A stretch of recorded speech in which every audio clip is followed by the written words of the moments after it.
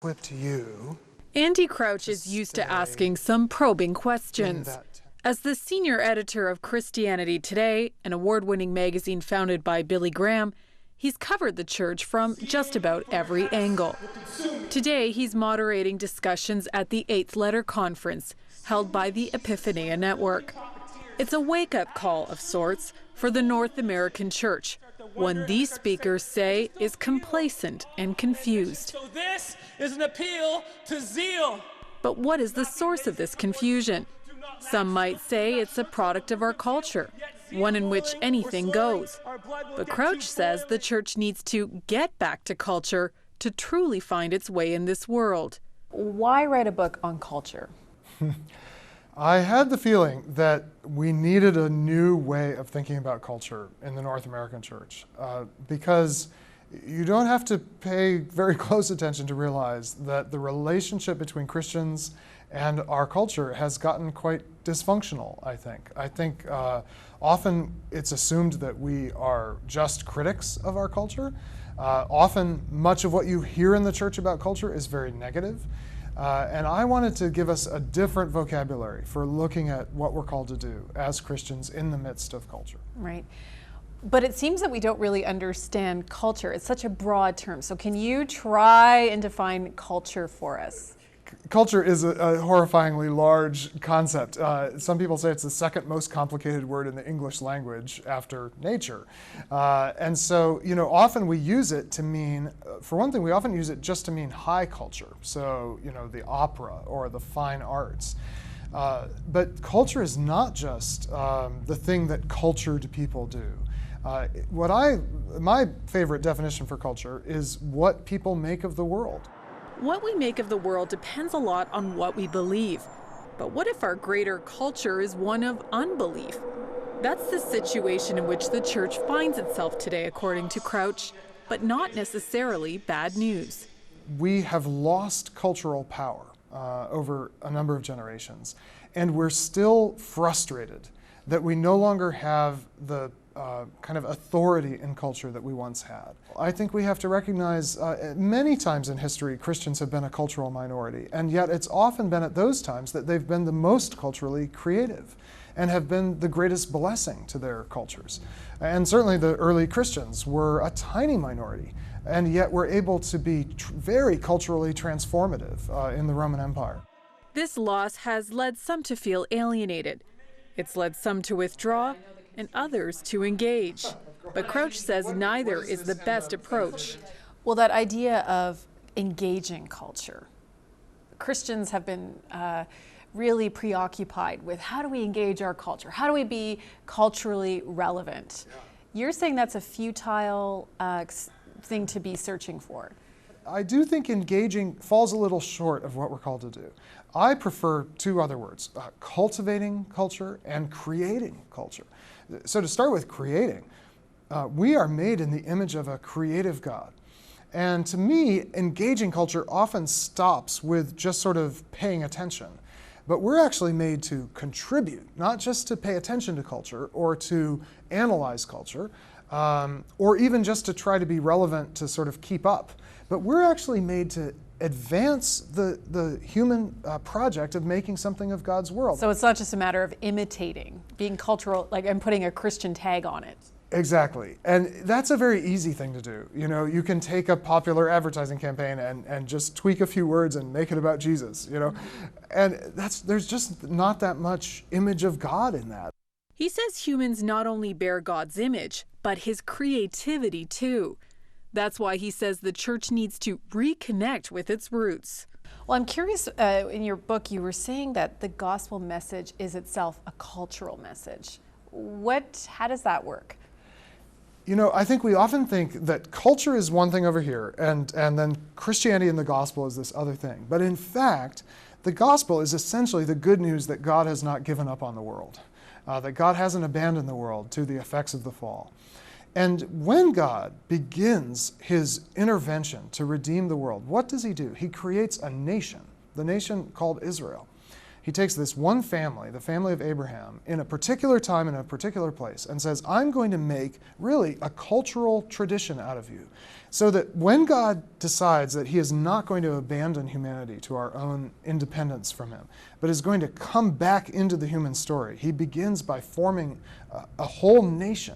And then that story culminates eventually in Jesus, who lives in the midst of culture. And for 30 years, Jesus does nothing except what every good Hebrew boy did, which is absorb Jewish culture, absorb that story, and then fulfill that story in his own life. And changed culture. And in doing so, he unleashes the greatest cultural transformation of history. Jesus is a great place to start when looking at how to make culture. But how does that look today? Jesus did not just deliver a message from a heavenly blimp, or even a heavenly broadcast, but he lived in the midst of a particular place and time. And I think Christians are called to do that as well. At the same time, Jesus did not just live according to the horizons of the place and time where he lived. He introduced radically new ways of relating to women, of relating to the sick, of relating to those who were possessed with demons. New teachings, new forms of teaching, like the parables. Can you give a modern day example of maybe how that looks? There are two things happening right now at in a remarkably extensive way that are great pictures of this. One is an organization called International Justice Mission, which is a Christian human rights organization that is not just a group of Christians saying, oh, we care about human rights too, kind of a Me Too or an imitative kind of organization, but has actually pioneered ways to help the rule of law work for the poor in countries around the world, and is now influencing the way that other human rights organizations do their work. The other example, very different, is the movie studio Pixar, the most commercially successful movie studio of our time, which is not a Christian organization, but has several senior executives and directors who are deeply committed followers of Christ. And when you look at the movies that Pixar makes, they're not Christian movies. They're not explicitly at all about proclaiming the gospel, but they're about offering a way to imagine what it is to be a human being that resonates with the gospel. The reality is most of us are not going to make films or be famous. So where do we start? There are things that you can do that people who operate at these very high elite levels of culture cannot do. So we need to rid ourselves of the idea that only a few people create culture. We all are creating something and cultivating something. And I think we need to look right around us and ask, what place has God put me in? Who has he given me as friends and partners? And what could we create that our neighbors would say, wow, that brings shalom, that brings peace, flourishing into our neighborhood. Right. And this touches on the very public nature of culture. It's always shared. And one of the mistakes we can make is to think that all of our cultural creativity should happen within the church and sort of for the sake of the church. And I would never want to discourage anyone from being creative in church and doing things in culturally excellent ways in church. But if all of our energy goes to the activities within the walls of the church, the reality is most of our neighbors will never encounter it. If what we create isn't just for ourselves or people with the same background and beliefs, how do we navigate the other creations out there? Crouch says the idea of a culture war, where competing beliefs go up against each other, has tainted the redemptive role of culture. We can't ignore the areas where we have to take a stand. We need to balance that by taking a stand on some things where we have something in common with our neighbors. And we can say, well, I may not agree with you about this, but we sure agree about this. Let's say in the United States, education is just something we ought to all be able to agree we can do better at this. And so an organization like Teach for America, which is recruiting young people to teach in some of the hardest schools, has a disproportionate number of Christians. There are more Christians volunteering for Teach for America than from any other group. That's a tremendous witness in the midst of cultural conflict to say we care about a lot of the same things that our neighbors care about. So it's this idea of transforming culture but not imposing changes on culture. Often the culture wars are driven by this desire to control culture, and we never will. And we didn't even really control it, and we didn't do that good a job of controlling it when we had control. But culture is too big to be controlled. So rather than seeking to control culture or even seeking to transform culture, I kind of see that as God's job description. God is committed to human cultures because he's committed to his creatures. But our job is simply to ask, where God's put me right now with the people I've been given, what could I do that will reflect God's creative intent here?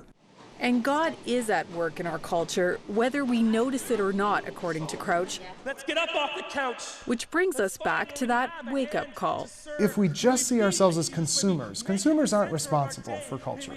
The only thing they're responsible for is figuring out what they like and buying it. And critics are not responsible either. If all I do is just complain, I'm not taking responsibility. But what if I ask, okay, not everything is as I wish it were as a follower of Christ, but what am I responsible to cultivate and create here? Then I think I'm being not just responsible, but faithful to God who's put me in this time and at this place for a reason. In Toronto, Denise Lottie, 100 Huntley Street.